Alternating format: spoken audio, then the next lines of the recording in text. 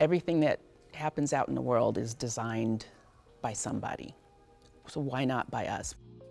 My name is Dana Walker-Juick, and I graduated in 1995 from photography and imaging.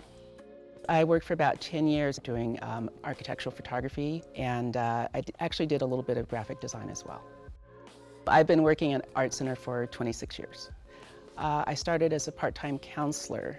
I like working around creative people, creative students, creative faculty. It's just a fun environment to be in.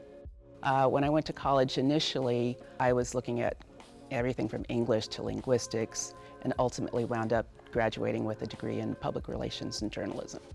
I started taking photography classes at LA City College just to have a darkroom to work in. I was working with an instructor who was an ArtCenter alum, but I still didn't actually know where the school was until I was taking another photography workshop, and the instructor brought the class up to campus one night. And I was like, where is this? It was like this magical place on a hill. It wasn't a hard decision, but I didn't make that decision until I was 32. I was probably more terrified than anything because I was older than most of my classmates. It was a combination of the financial, my rent, classes. I was working part-time, even though they said, you can't work. And I said, I have to. And so I said, well, as long as I'm doing something creative, that's the one thing that helps me get through every day. Second sticks. I was the only black person in the photography class, at least. It was, let's just say, it's something I've been used to all my life. It's not that it fazed me, it's just par for the course. Is it right? No, but that's what it was.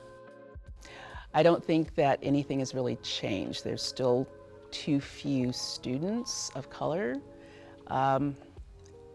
My experience might be different because I was an older student, and if there were things that I disagreed with or things that I felt were wrong, I had no problem pulling an instructor aside and letting them know.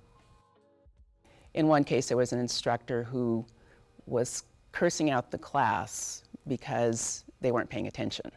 And the problem actually was he wasn't engaging the class in the critiques. I know he was a newer instructor, but I gently pulled him aside and said, you know, if you want to get their attention, it's not by cursing at them. You've just lost them.